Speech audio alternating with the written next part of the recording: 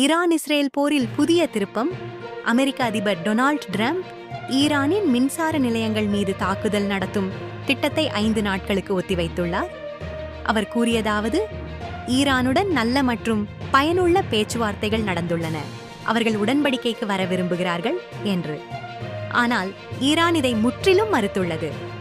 ஈரானின் அதிகாரப்பூர்வ தகவல் படி ஹோர்முஸ் நீரிணை ஸ்ட்ரைட் ஆஃப் அண்ட் ஹார்முஸ் மீண்டும் பழைய நிலைக்கு வராது, மேலும் அமெரிக்காவுடன் எந்த பேச்சுவார்த்தையும் நடைபெறவில்லை என்று தெரிவித்துள்ளது.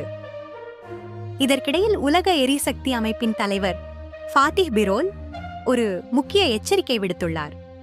அவர் கூறியது, இந்த போர் தொடர்ந்தால் உலக பொருளாதாரம் மிகப்பெரிய ஆபத்தில் சிக்கிக்கொள்ளும், ஒரு நாட்டும் இதன் தாக்கத்திலிருந்து தப்ப முடியாது என்று. மேலும் இஸ்ரேல் தற்போது லெபனானில் நிலை தாக்குதலுக்கு தயாராகி வருகிறது. ஈரானால் ஆதரிக்கப்படும் ஹெஸ்புல்லா அமைப்பை முற்றிலும் அழிக்க முக்கிய பாலங்களை கூட இஸ்ரேல் அழித்துள்ளது.